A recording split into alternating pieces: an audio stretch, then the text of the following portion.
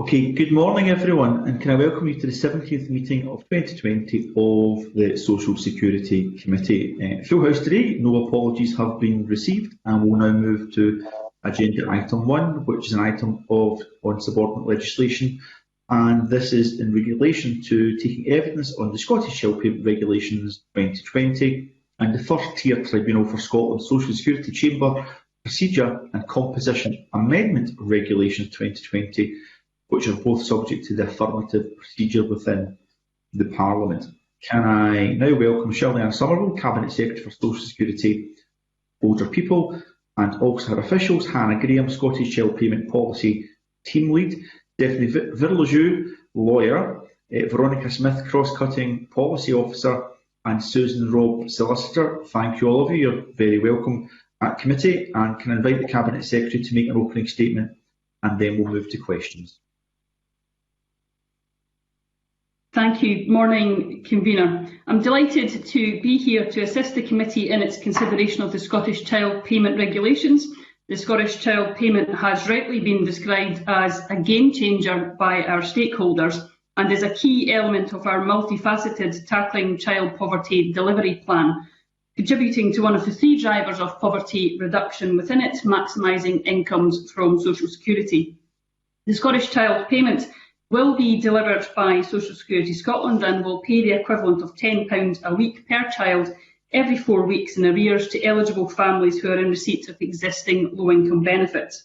As you're all aware, the payment, and as such the regulations you are considering today, is initially being introduced for children under 6. Our ability to deliver these payments early will benefit significant numbers of children in poverty, with almost 60% living in a household where the youngest child is under 6. Unlike the UK Government, there is no cap on the number of children a family can claim for. Eligible families with 2 children under 6 will receive up to £1,040 per year, while eligible families with 3 will receive £1,560. The latest Scottish Fiscal Commission forecast costs for the first full year of the Scottish Child Payment at £77 million. They suggest that the Scottish Child Payment could support up to 194,000 children this year. This number has increased by 14% since the Scottish Government released forecasts in June 2019, largely due to the increased universal credit caseload as a result of COVID-19. This tells us that this support is very much needed now. Turning to the regulations themselves, the Scottish Child Payment is provided under Section 79 of the Social Security Scotland Act, which enables the top-up of reserve benefits. This is chosen because it has been the quickest routes to allow us to tackle poverty. And it's also the first time we have, of course, used the top-up powers. The regulations set out the rules and the eligibility criteria for the Scottish Child Payment for children under 6. They include provision for eligibility, timing of payments, value of payments, and provision for the period when we begin taking applications ahead of the official opening date. The regulations also include provisions relating to determinations and appeals. The policy and regulations were informed by a wide range of face-to-face engagement with stakeholders, such as anti-poverty charities, welfare advice services, academics, local. I've also sought the views of people with lived experience of the benefit system, to over 300 people participating in our user research. My officials engaged with and we formally consulted the Scottish Commission on Social Security on the draft regulations, and I'm pleased to advise we have made a number of positive changes in response to their scrutiny and to others' views. This included the introduction of a 12-week linking period whereby a client does not need to reapply for assistance if they come on and off qualifying benefit entitlement, and a determination without application provision for clients with second or subsequent children. Both of these provisions are key to maximising the take-up of the benefit.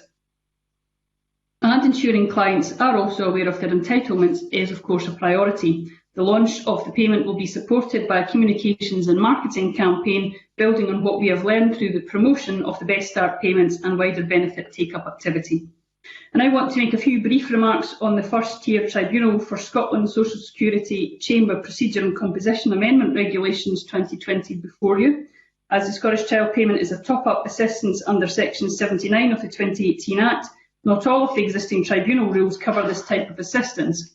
Therefore, a few technical amendments are required to ensure that the tribunal procedure and composition regulations apply in relation to appeals concerning the Scottish Child Payment in the same way as they apply to appeals concerning the other devolved benefits.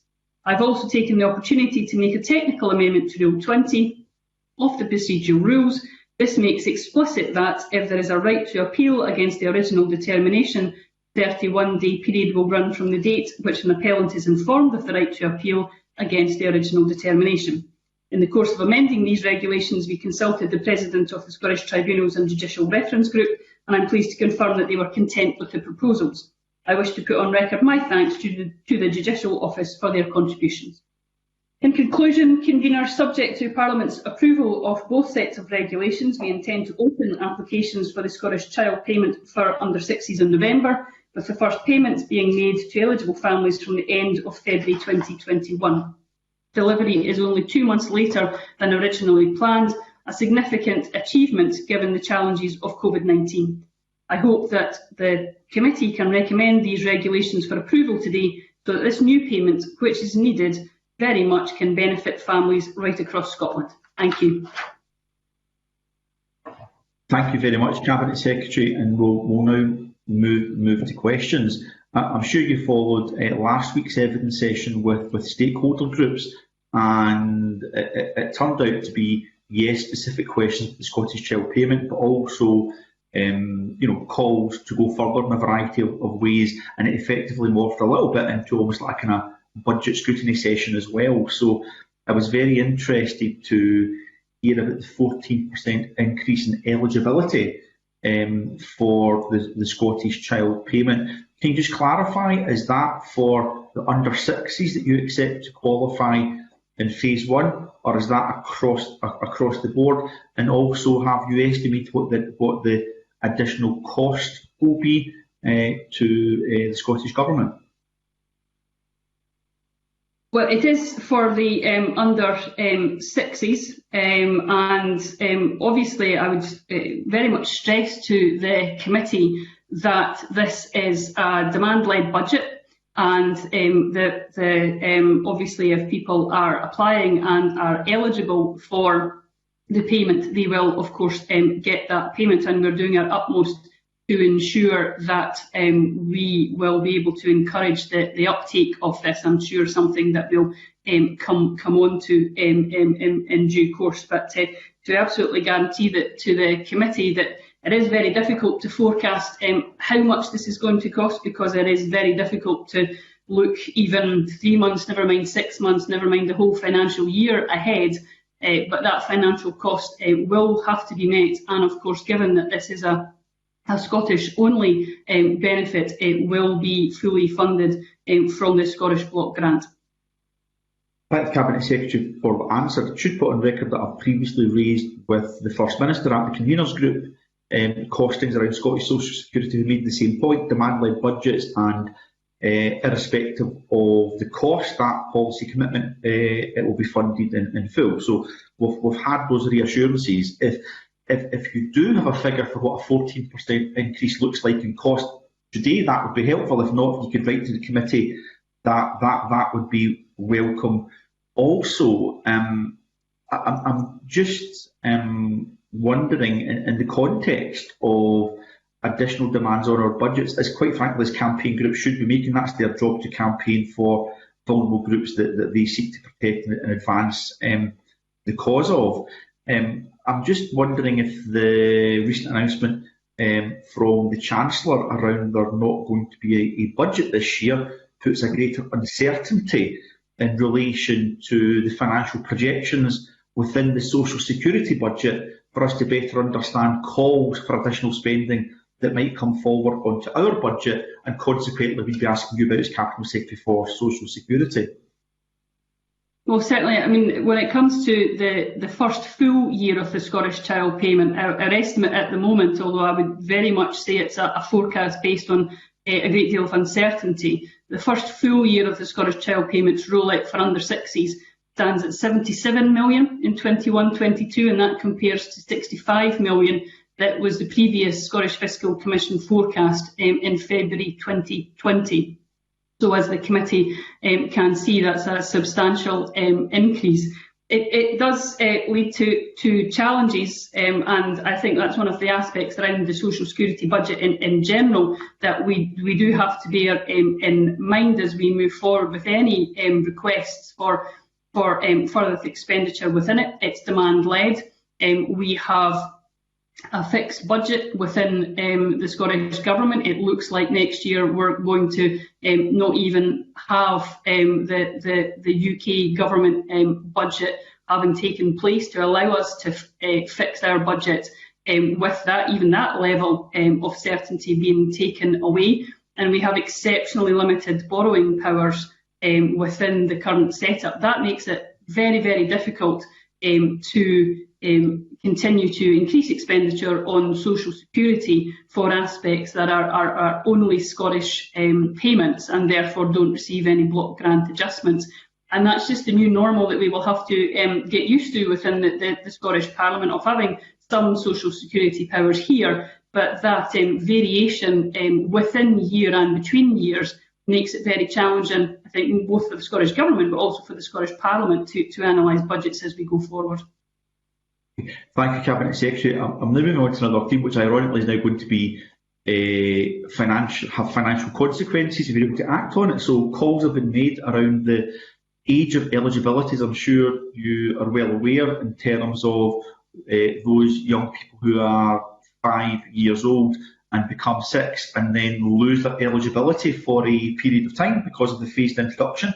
I know the Scottish Government's put on record as to why that is the case in relation to data from DWP. It might be helpful if you could give a bit of clarity as to why that you are not able to do that, but also to consider whether the representation is made to us that some families who will rely on this cash, who will receive it for a period of time and then budget accordingly, that they might have an impact when that money is temporarily not provided to them. And are there any alternatives the Scottish Government can consider, there's the call for additional money, Cabinet Secretary, to soften that blow to help that group? Well, it's something that I'm taking a very close eye on, is making sure that we are notifying and ensuring we're communicating with families as their child approaches their 6th birthday, so that they are well aware that the payment is up until a child is 6, until full rollout, and therefore hoping to assist with their budgeting, that they know that money will have to stop at that point until full rollout is in place. This is something we have looked at in great detail to see if there's something else that could be done. As you say yourself, Convener, I've stated to the committee and to Parliament in the past, the reason it's coming in for under 6s is that we have that data from the DWP. We do not currently have the data from the DWP for over 6s. And the DWP have confirmed that the required data on children aged 6 and over won't be delivered before we are looking to fully roll out. So there's not the option for us to even look at doing this at the moment, because the data isn't in place. So this is something that we've absolutely looked at with the DWP to see if it could have been brought to us in time. We are, of course, exploring whether there were any other avenues for that continuing payment. I suppose you could call it payments at risk. That would involve us placing a duty on the applicants to inform us if there was a circumstances change. But our conclusion was that there is a significant audit risks with this. If we're unable to prove a client's eligibility for a benefit, we ultimately would not be compliant with the Scottish Public Finance Manual, and therefore it is very, very difficult to see how we could have a government agency knowingly moving into a position of not being compliant with that manual. So I do fully appreciate where organisations such as CPAG, etc., are coming from on this. The only reassurance I can give to the committee is this is something that we have very much looked at to see if there's a way round it, to see whether there's something that could be done. But unfortunately, it is our conclusion that that is not. Okay, thank you, Cabinet Secretary. Now, I am going to take a supplementary in a moment from Rachel Hamilton on this theme. I'll remind the members that we're hoping to finish around 10:30. I'm conscious I've just spent a bit of time asking several questions myself, but if we can try and be brief, that would be helpful. Rachel Hamilton. Thanks. I'll make it quick. Cabinet Secretary, thank you for appearing in front of the committee today. The one parent families group that we took evidence from last week stated that Social Security Scotland will have the information on the family income and eligibility with regard to the eligibility for under 6-year-olds and that transition into change, and they believe that the transitional protection could be put in place. But in the response that the Scottish Government give in the papers that we have, it says that it is an enormous administrative burden and that tens of thousands of individuals may have to be checked. Have you worked out the cost analysis of this, and have you worked out the benefit to those tens of thousands of individuals who might miss out?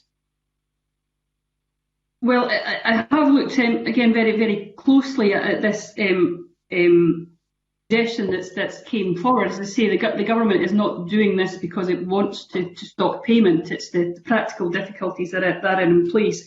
It would be a very large administrative burden given the numbers of clients affected. When we were looking at, as I think you said, the tens of thousands, that would be a great burden on Social Security. We haven't looked into how much it would specifically cost, because we don't actually believe that manual checking would remove the risks around compliance with the Scottish Public Finance Manual, as the checks would need to be limited and they would be retrospective.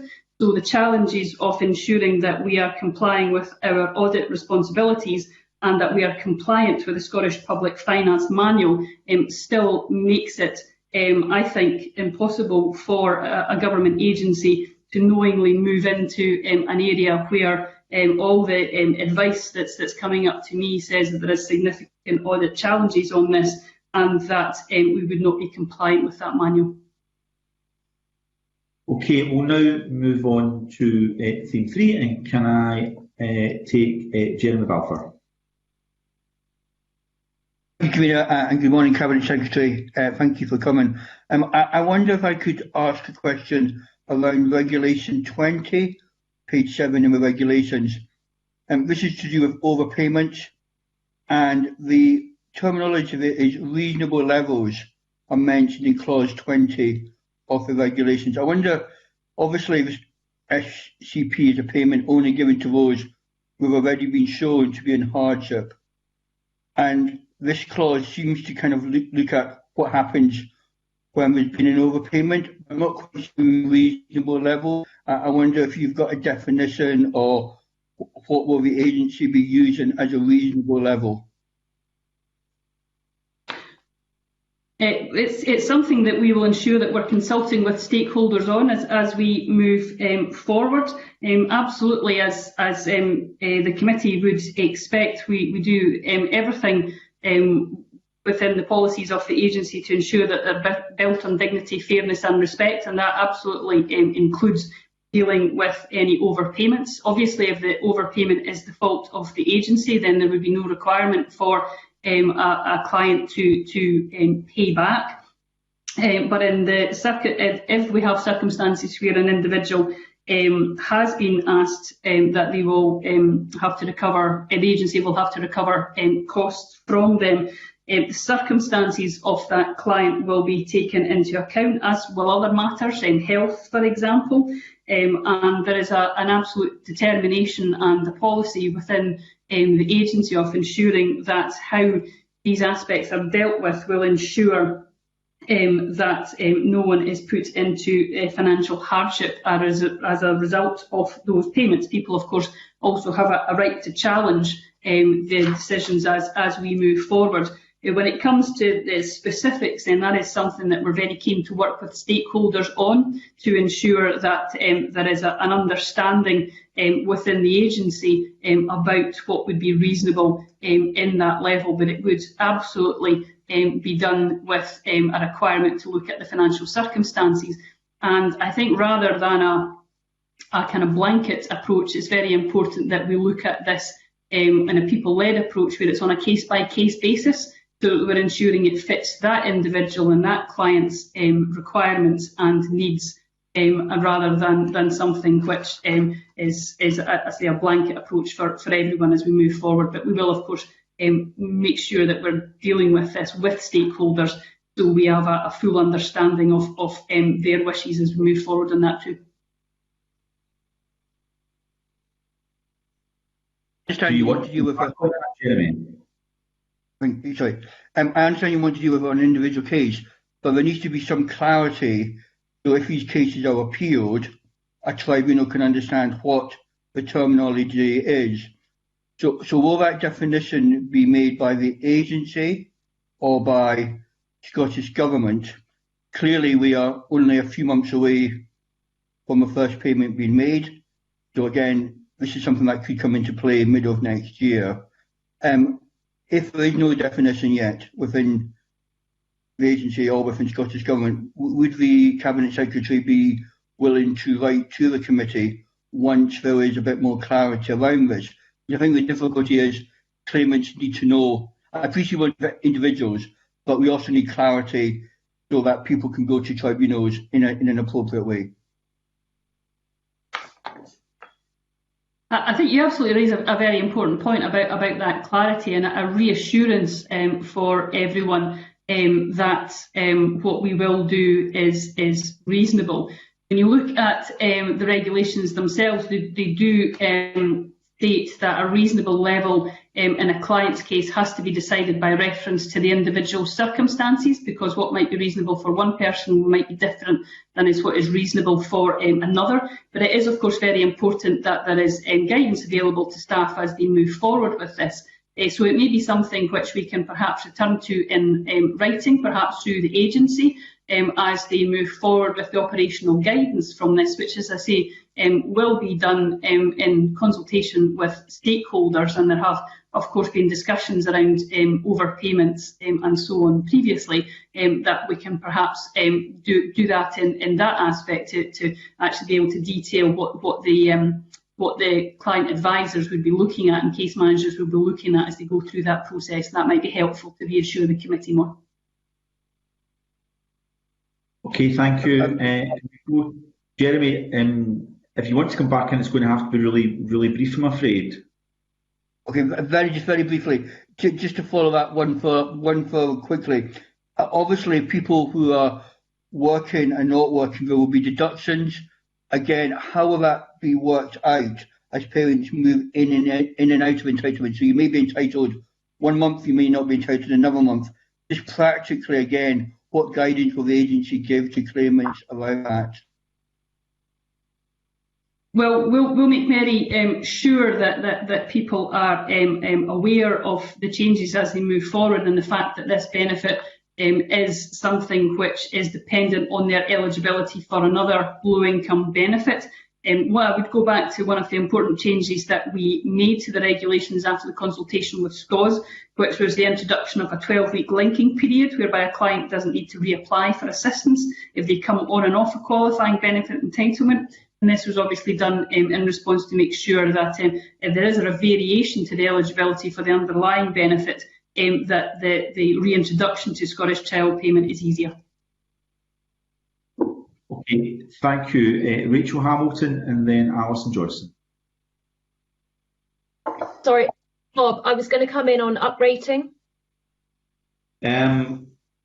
Well, yes, that's under the same theme. Rachel, yeah. Okay, so I'll move on specifically to some of the evidence that John Shaw gave last week, and the CPAG Poverty Alliance as well. I just wanted to ask you, Cabinet Secretary, about how the Scottish Child Payment is going to have an impact on the Scottish budget. But of course, in terms of the uprating, I know obviously there's an amendment at stage 3. However, John Shaw made the point that there are uprating methodology that can be put in place as long as the Scottish Fiscal Commission are able to forecast the expenditure. So I wondered how you were going to look at that, particularly in a COVID situation. So the amendment is, of course, as you say, going into stage 3 of the bill that the committee's currently considering, and that's an important reassurance that the policy commitment to uprate the Scottish Child Payment will take place. It will be uprated in the same manner as the other benefits that were required to uprate, and the committee obviously has had quite lengthy discussions around how to uprate and what what measurement to use as we uprate.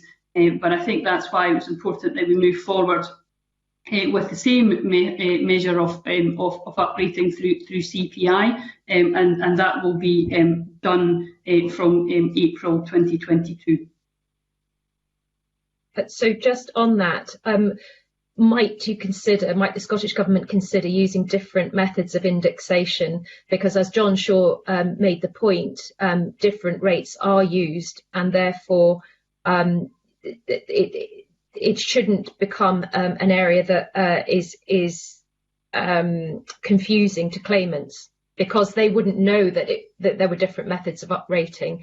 It would just be that their entitlements had increased in line with whatever the Scottish Government had decided to do so, as long as they made the Scottish Fiscal Commission aware of that. Well, I think it's important that there's consistency about how the Scottish Government moves forward with uprating, and there has obviously been a study which we did when we looked at uprating for this financial year, which looked at the different measurements, and that very strongly came down with the decision to uprate by CPI inflation figures, and that's what we'll continue to do. And I think that's why we've very keenly moved forward with a consistent approach. Now, there are other methods of uprating, but as I say, it's a decision that was taken at the start of this year with a great deal of discussion within committee and within, on the floor of the Parliament about how to do that, and the research did show the clear evidence for uprating by CPI. Okay, Rachel, Okay. we're going to have to move on to fellow MSPs. Thank you for that. Alison Johnson. Thank you, Convener, and good morning, Cabinet Secretary. I appreciate that the Scottish Government's plan is to uprate the Scottish Child Payment in line with CPI inflation from 2022, but this will be several years after the payment was first adopted as government policy, and it will of course have lost value over time. So can I ask what the justification is for waiting until 2022 to uprate and not taking the first opportunity to do so in April 21? This is something the Child Poverty Action Group and the Poverty Alliance have called for, as I'm sure the Cabinet Secretary is aware. Well, we were very clear when we made the announcements for the Scottish Child Payment that it would be worth £10 per week per child when it was launched in 2020-2021, and that's not changed. And I can remind the committee, of course, at that point that the campaign at that time was for a £5 increase, and the Scottish Government had, of course, moved to a £10 per week per child. And as I say, I made clear at that point that the £10 was for when it was launched. Applications for the payment will open in November. The first payments will be made by the end of February 2021, and therefore it does, I think, make sense to start the uprating from the following year. But we will ensure that policy commitment is something which is guaranteed to ensure the uprating by, of course, as I said, moving the Stage 3 amendment within the Tribunals Bill that's moving through Parliament at the moment. Thank you. The Cabinet Secretary will be aware, of course, that £5 top-up campaign was unconditional, non-means tested, with all the benefits that the universal application of child benefit has delivered. But can I ask what plans the Scottish Government has to review the adequacy of the £10 payment in terms of reducing child poverty, especially if the interim child poverty targets aren't met? Well, absolutely. I don't want to rehearse the arguments that we've long gone over in the past, but of course that £5 universal payment left the vast majority of those payments not actually going to children in poverty, which is why we've taken a much more targeted approach. Obviously, around the decisions about the adequacy of benefits is something that we look at within the budget. So the decision around uprating is taken on the basis of what is the best way to ensure that benefits are keeping up with price increases, and that is our requirement to do so under the Social Security Act. The adequacy of benefits and any changes to that is something which is looked at the budget time every year. Thank you, Convener. Okay, thank you, Alison. Can we now move to theme 4 and we'll take Mark? Okay, Convener. Given that the Scottish Child Payment is a passported entitlement and that the Scottish Government will receive the data on exactly who is entitled to the payment, it seems like a right system to move forward with for automation. So just wondering if the Cabinet Secretary could set out what exactly are the barriers to automation and whether there is any realistic prospect of this payment being automated in the near future.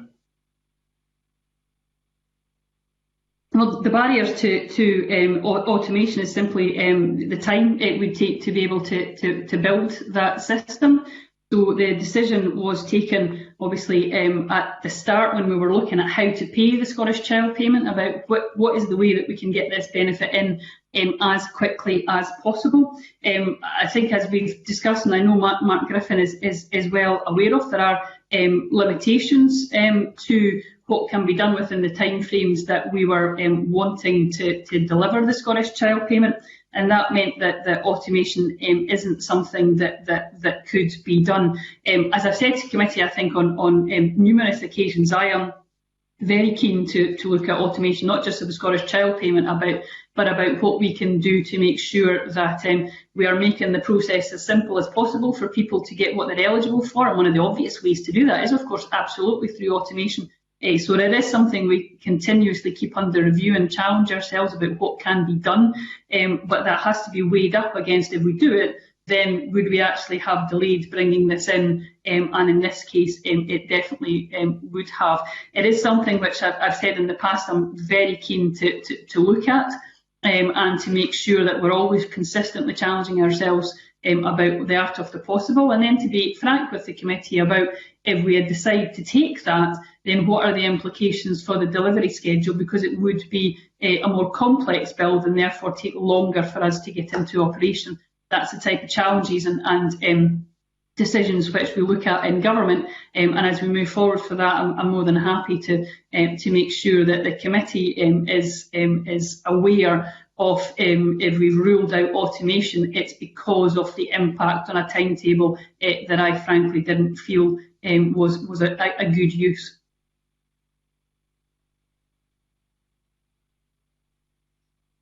Thanks, Convener. No, thanks, Convener. All right, thank you very much, Mark. Deputy Convener Pauline Mcneil. Thanks, and good morning, Cabinet Secretary. I think you may have alluded to this. I just wanted to be clear, and it's probably, hopefully, a yes or no answer. But on application in November, if a child is 5, by the time of the rollout in 6, are you confirming that for that period, the parent or the person with parental responsibility would even get, even if it's a short payment, will still get a payment in that period? No, so the payments don't come from the application date, they come from the eligibility date, which is early, which is in the new year. The reason for that is what we're trying to do is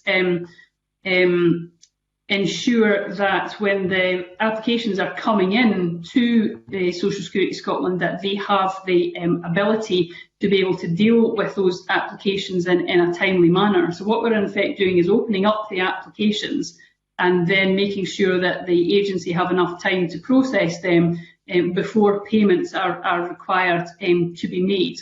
And that allows the agency to be able to do that administrative part without any delays to payments for the client. So no, if a child turns 6 in the pre-application period, they wouldn't be eligible. That eligibility date is in mid-February, and that's when eligibility will be assessed from that point. And we will, of course, make this very, very clear to clients in guidance as we move forward. Well, thank you. Well, I did misunderstand that. I think it's a bit of a shame, to be honest. If the date of application's open, your child is not 6 yet, but you won't be eligible. But at least I know what the answer to that is.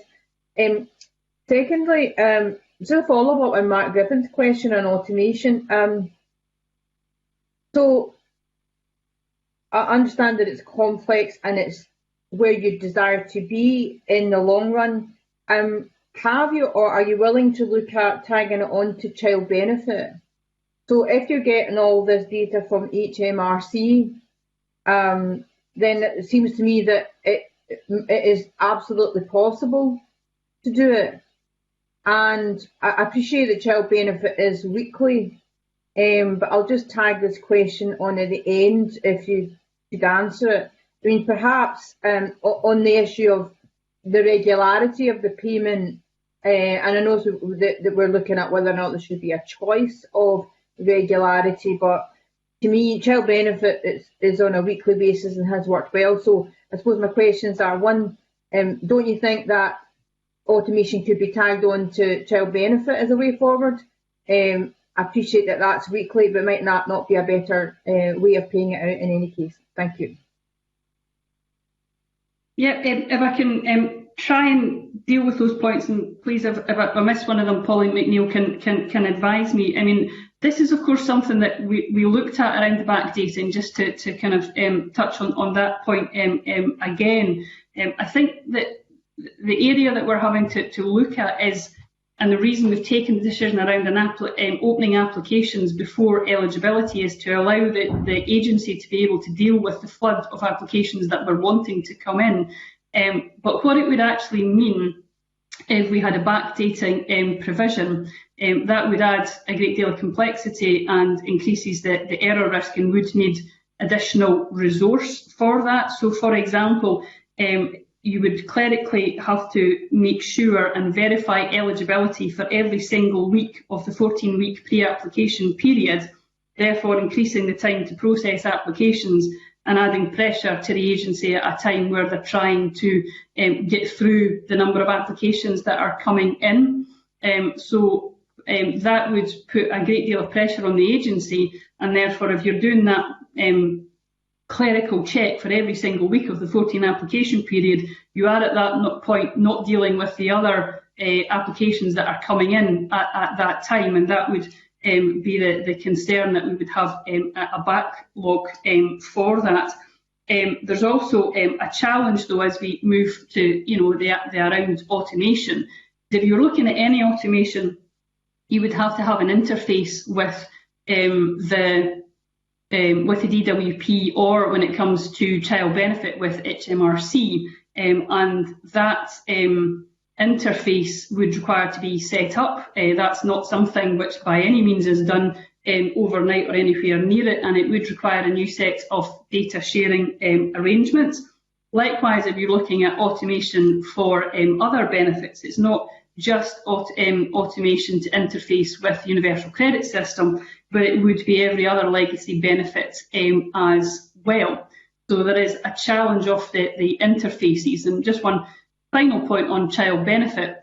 It of course can be claimed by someone who doesn't live with the child as well. This perhaps goes against the policy intent of paying to the main carer where possible. So I appreciate that there are many different ways that people think we could do this quicker or we could automate it.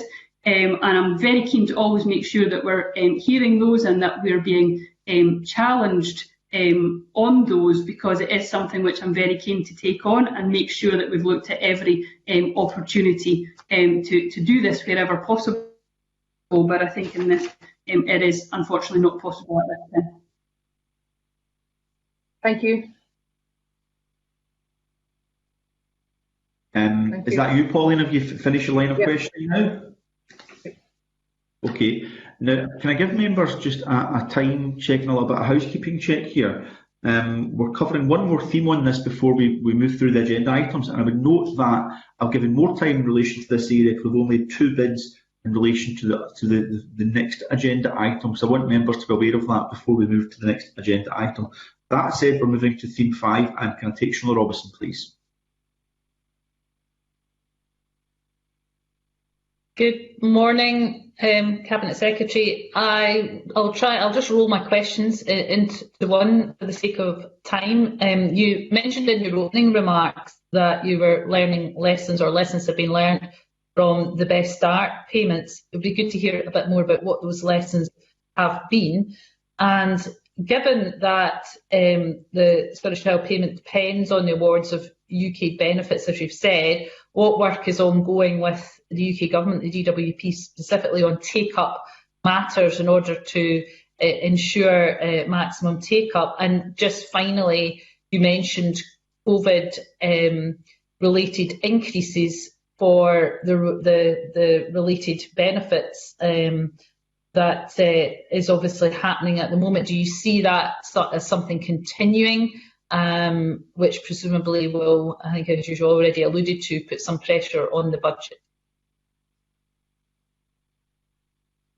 Well, I take the last point first. I think it would be fair to say nobody really knows what this is going to look like, and I think that's been demonstrated by the fact that the UK Government doesn't even feel it can deliver a budget this year. We of course have to, because the forecasting for the next financial year is so exceptionally difficult, and that is both in terms of what's coming into any government in terms of income, but absolutely what's going out, and the ability for the Scottish Government to be able to deliver on demand-led low-income benefits like the Scottish Child Payment is of course dependent on what happens in the wider economy. So it is very clear that there will be an impact that's already shown in the forecasts that are coming forward for an increase in expenditure, and that is the best forecast that we can do at this time. It would be fair to say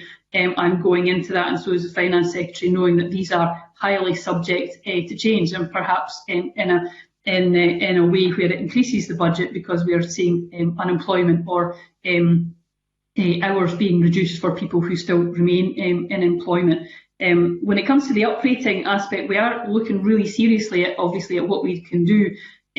All of these, certainly for Best Start grants, what we've found works exceptionally well is using trusted intermediaries to make sure that we're getting that message out. So that's absolutely something that we're planning to do, and there's been close coordination in the past, and there continues to be for the Scottish Child Payment now, around how we work with health visitors and those in the health fields that will be dealing with parents with young families, and also within local authorities as well, whether that's through an education setup or other matters where people will be regularly meeting those with small children.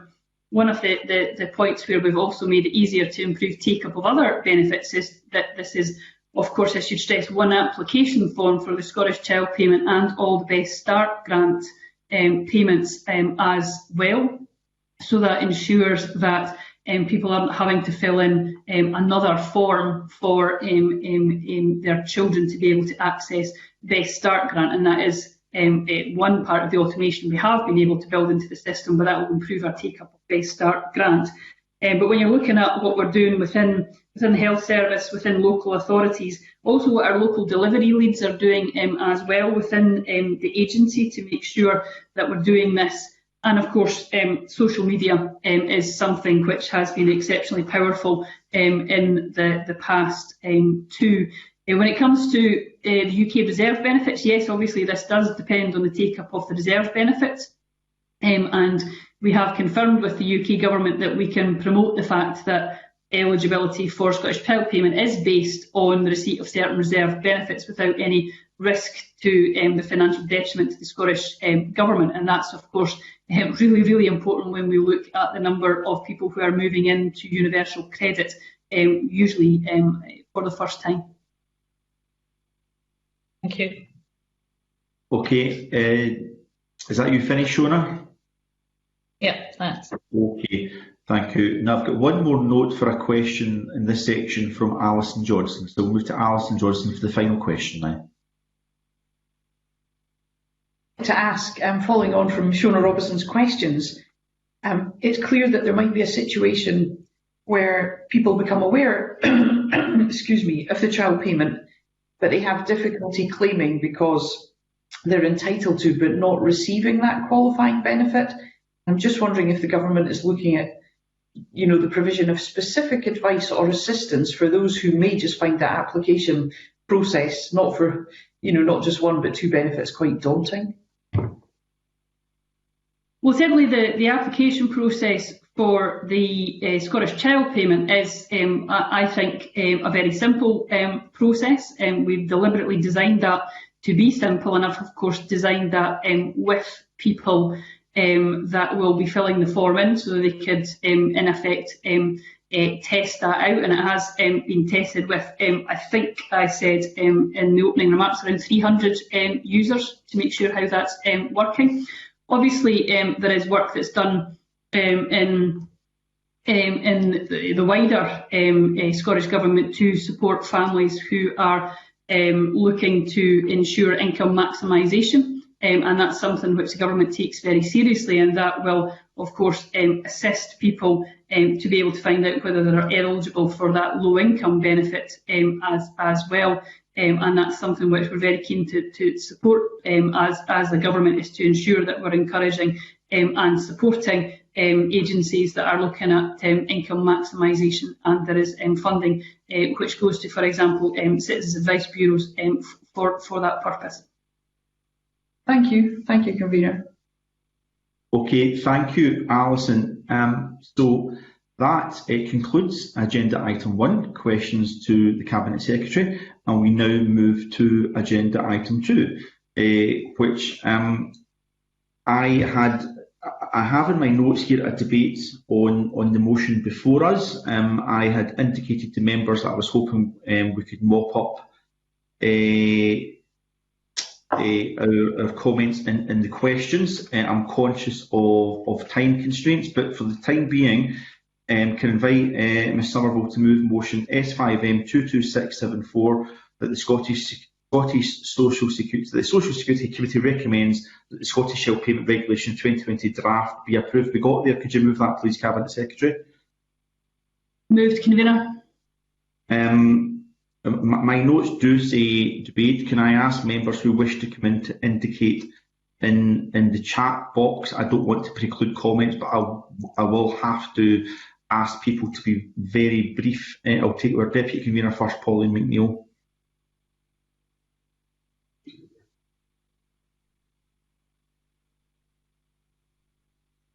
Content, get this important benefit payment moving.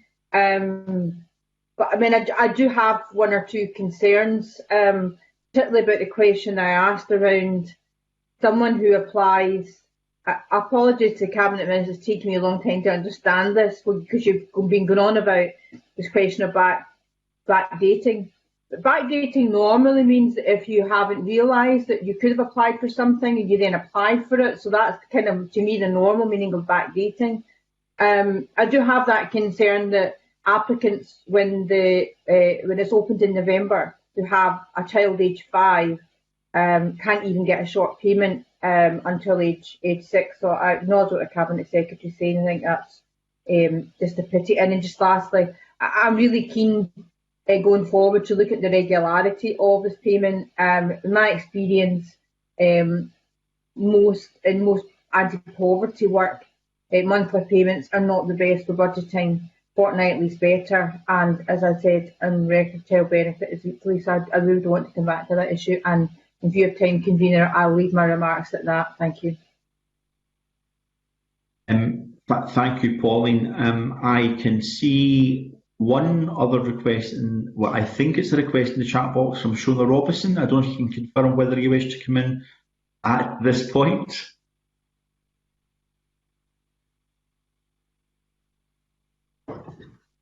No, I don't have anything to ask, Convener. Okay, thank you, Shona. I'm going to give a few seconds. I see nothing else in the chat. Oh, Rachel Hamilton, I'm going to have to ask you to be brief, Rachel. Thank you. Convener, I know I'm new to the committee. I don't understand what the rush is with this. Why are we being hurried with all these points that are actually really important, such as the point that I wanted to make about digital exclusion? And for those parents, single parents, there's a third of children in Scotland living with single parents, and half of those are living below the poverty line, and they could be in digital exclusion. And I don't think it would be remiss of me to be asking the Cabinet Secretary these questions. Rachel Hamilton, can I address that directly? You are indeed new to the committee. I would ask you to check extensively the work the committee has done on Scottish Child Payment in related areas. You were given ample chance to indicate areas of particular interest in advance to allow myself as convener to schedule as appropriate, to be fair to every member of the committee, Ms Hamilton, to have appropriate time to allow scrutiny. I think you've had a significant amount of time. As you'll be aware, I do my best to extend time as we are currently doing just now, which is why I brought you in, Ms Hamilton. But to suggest that the committee does not have ample time for scrutiny, I think is simply not true. What I would ask you to do, though, is to raise it in the future in relation to working practices in the committee, because I'm keen to make sure that we have ample time for all members. But I would put on the record that it is the responsibility of members, where they've got particular interests. I always ask the committee clerks to notify me in advance, and you're asked in advance to raise those, so I can absolutely make sure there's enough time. So my scheduling of time was simply because, Ms Hamilton, you didn't indicate a particular interest in this area ahead of questioning. Now that's working practices. Me making that point here is taking up more time, but you now have the opportunity to make the point you wish to make.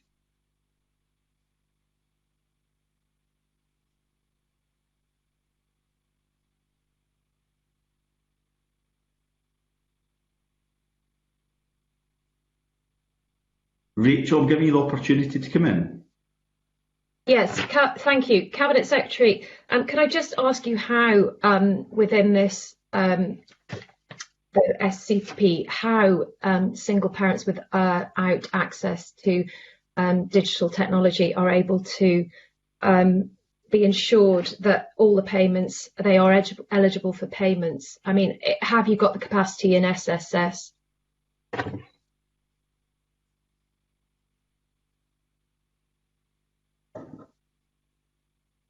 Convener, if I can ask for clarification, am I coming back on all points and summing up at this point, or just on Ms Hamilton's?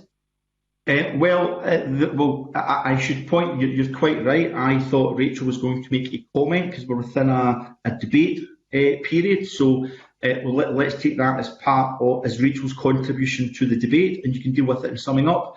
I don't see any other bids to contribute to the debate. So if you could address that point, you're summing up, that would be very helpful, Cabinet Secretary. Thank you, Convener. Can I say thank you to the committee for the questions this morning? I think it once again demonstrates their interest and determination to drive this policy forward to be the best it can be. Can I again go back to Pauline Mcneil's point around the applications? I mean, we have made clear, as we've announced dates on this, that the applications would open in November, with payments being made in February. And as I said in my remarks and questions, this is very much to ensure that the agency has the best chance to be able to deal with the applications in a timely manner, and without the need for that clerical process of checking eligibility for every week of the 14-week pre-application period, which would ensure that we would have delays, unfortunately, in processing the applications as they came in. This is something which we will make very clear to clients as we move forward, that the applications are being opened, but that payments will begin at a later date, and that's something we're keeping a very close eye on all the communications, which of course again are being tested with users who may be receiving those letters themselves. The point she makes about the regularity of payments is something which I know she's had a long interest in, as have other members of the committee, and it is something which we have said that we will look at as we review the benefit, because we have said overall, I've said that I'm more than happy to review the working of the Scottish Child Payment in effect, to ensure that it is doing exactly what we want it to do and in the easiest way for people, and that would absolutely include regularity of payments. It's not possible for us to do that for the launch for the under 60s, again because of the complexity that would have added to the build. And on Rachel Hamilton's point on digital exclusion, that is something the government takes very seriously. That's why we have, for example, the Connected Scotland work that was announced in the programme for government on these aspects. We have local delivery advisors who work in every part of Scotland to assist with pre-application support, so that gives a face-to-face support for that.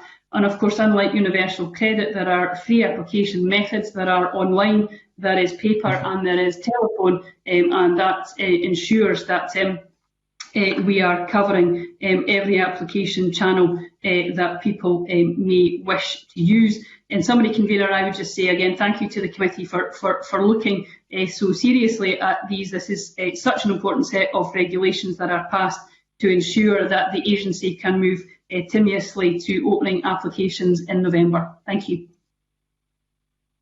Thank you, Cabinet Secretary. We'll now move to the vote. Now, given the complexities of an online vote, if no one indicates disapproval once I ask this question, I will deem silence to be an acceptance of the motion before us. Is the committee content to recommend approval of this instrument?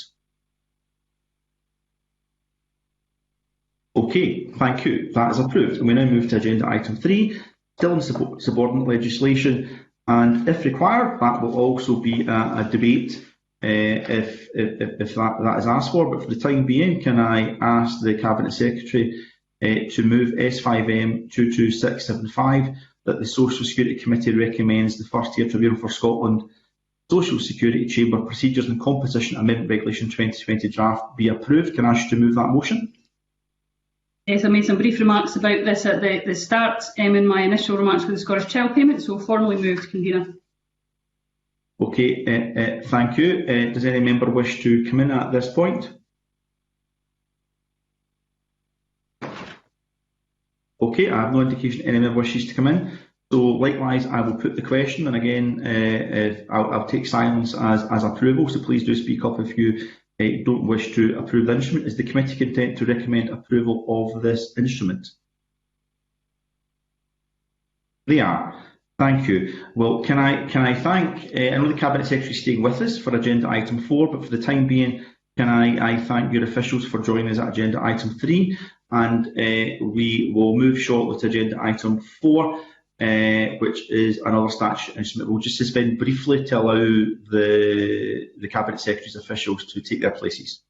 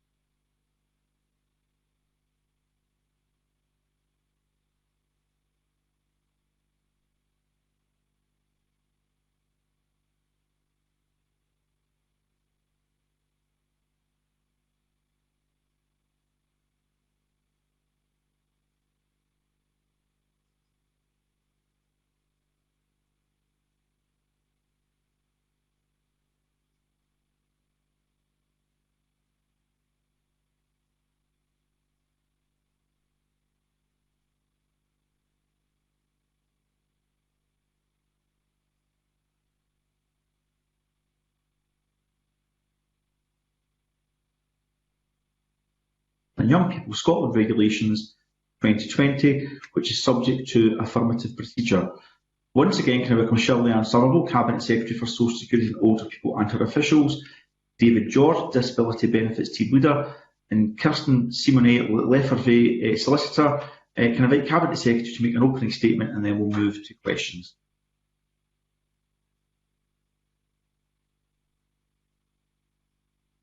Thank you, Convener.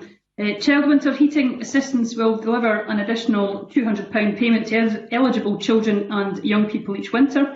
There's no equivalent support in the UK social security system. We remain on track to begin delivering payments later this year. This new benefit will help 1,400 severely disabled children and young people in Scotland. It will provide targeted support to households who need to keep the home warmer during the day and at night.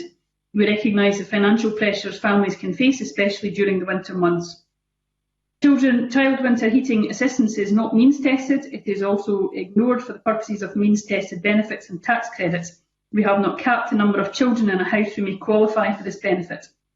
Entitlement is based on qualifying for the highest rate of the care component of disability living allowance.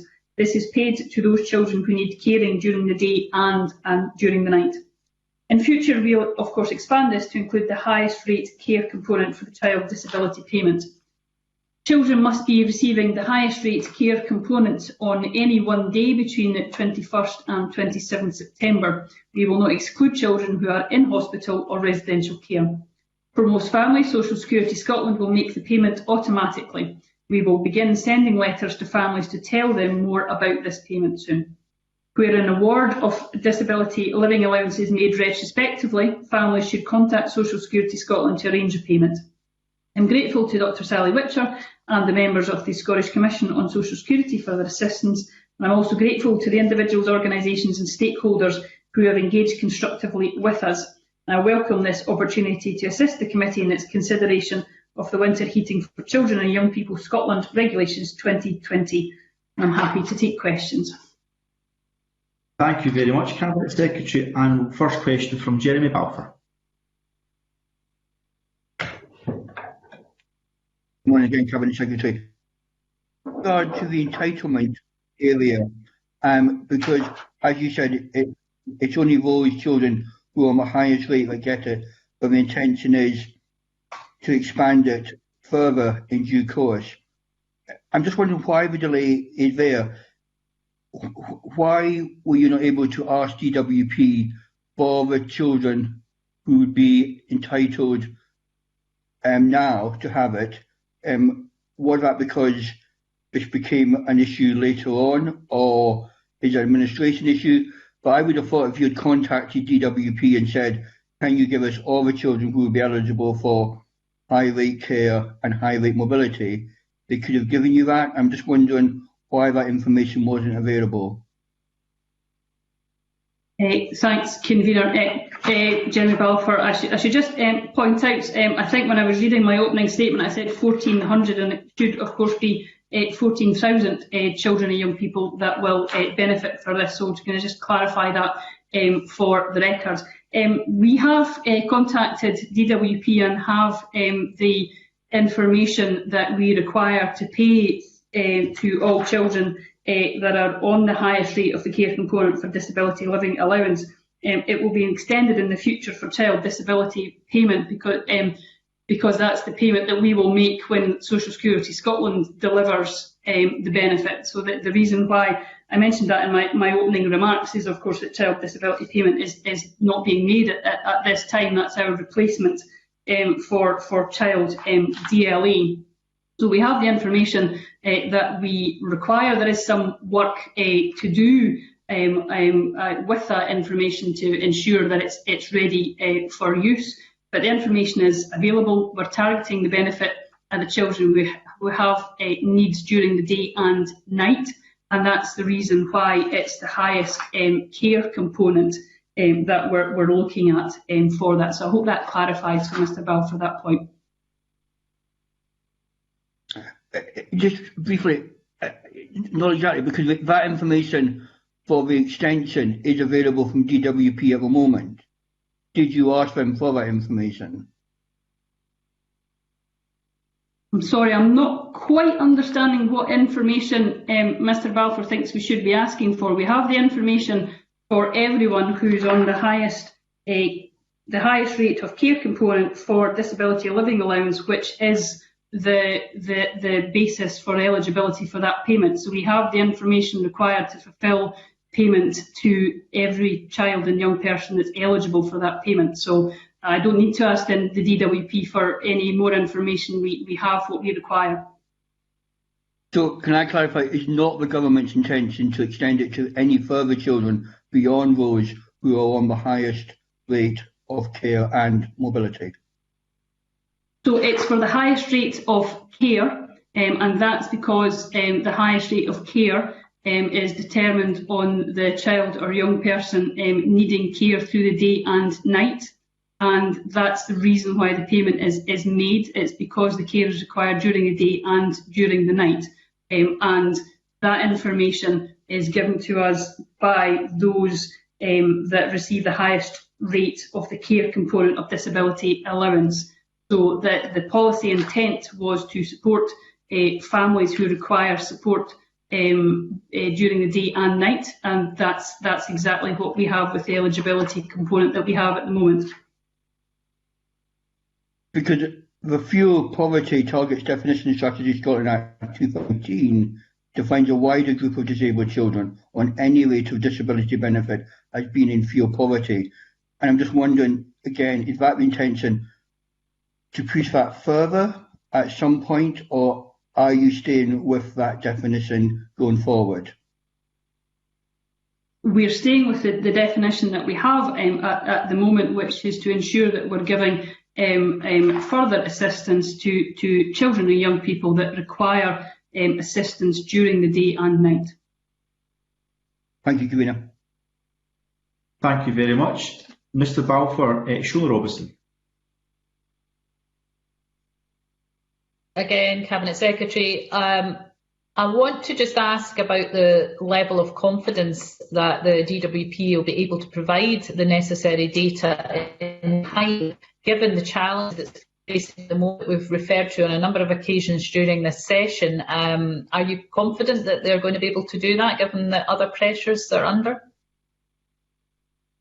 Yes, we have the information at this point. Be fair to say timetables moved around a little bit, but I fully accept that both at the Scottish Government end and at the DWP end, the agencies are under exceptional pressure, unprecedented pressure. So there is work to be done with the information that we've received to make sure that it's ready for use. But at this moment in time, there's nothing that concerns me around our wish to move forward with this, with payments in very soon. Okay, thank you for that. And just finally, what plans does the Scottish Government have to make sure that the guidance and communication on this new form of assistance is as clear as possible, particularly in relation to residency conditions and the day of application?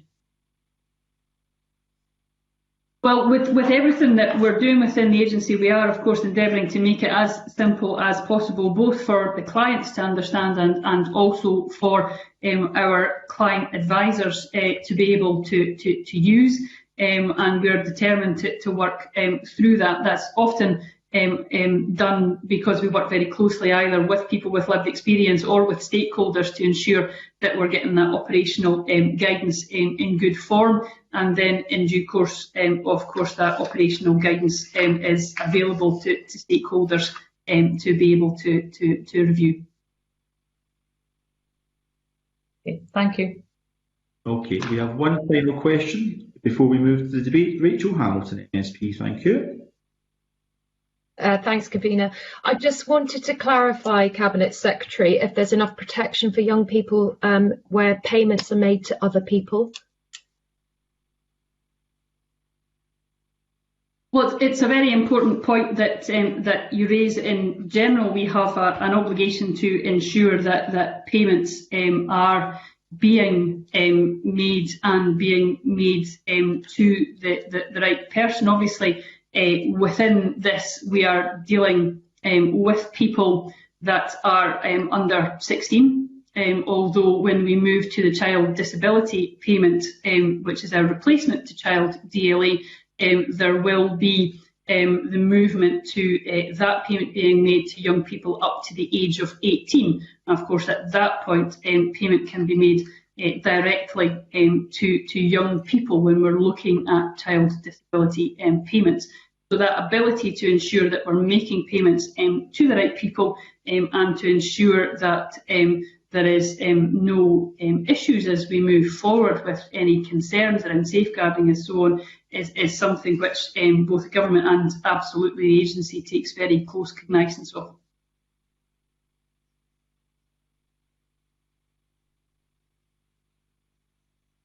Rachel Hamilton. No further questions, thank you. Okay, thank you. So that concludes agenda item 4. And we now move to agenda item 5, a debate on the motion that we have just been asking questions on. I can invite Ms Somerville to move the motion S5M 22602 that the Social Security Committee recommends that the winter heating assistance for children and young people Scotland Regulation 2020 be approved. And so if you could formally move that, Cabinet Secretary. Moved, Convener. Thank you. There's an opportunity for some brief debate comments, and Mr Balfour has made a bid for that. Jeremy? And it is a positive step forward.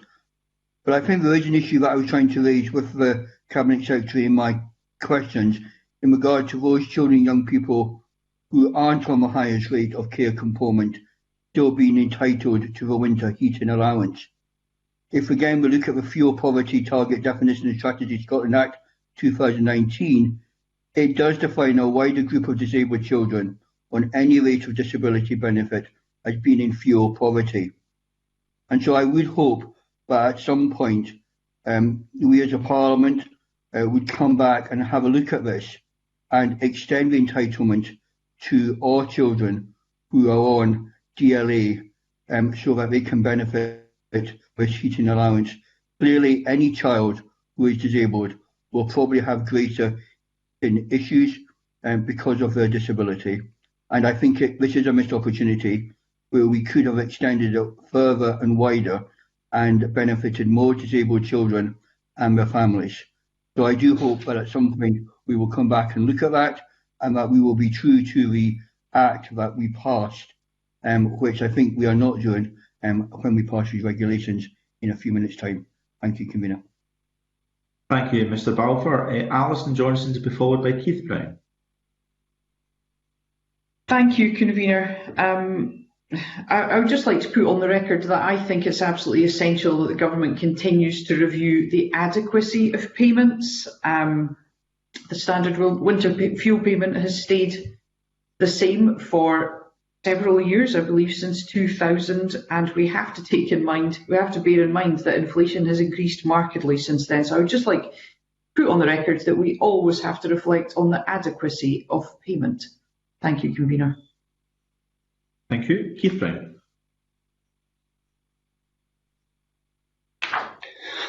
It's just on that point and Jeremy Balfour's point. I think we do have to always reflect on that. I think we also have to reflect at the same time on the budget constraints within which the Scottish Government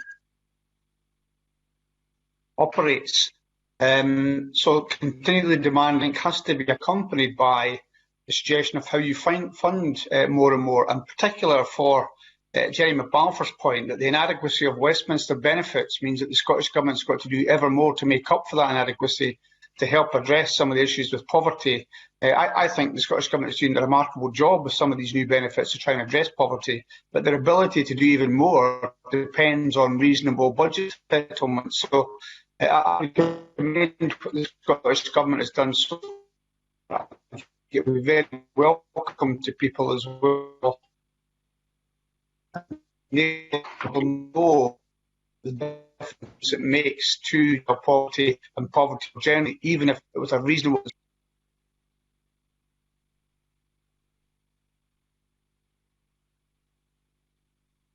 Okay, Mr Brown, you did break up a little bit there. We lost your last couple of sentences. I'm not sure if you can still hear me. You want to repeat maybe your last couple of comments? It's up to yourself, Mr Brown.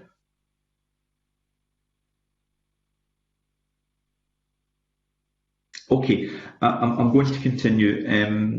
There may be connectivity issues. Assuming, and I'm just checking with broadcast, that my connection is still okay, I'd like to make a few comments before we go to the Cabinet Secretary for summing up.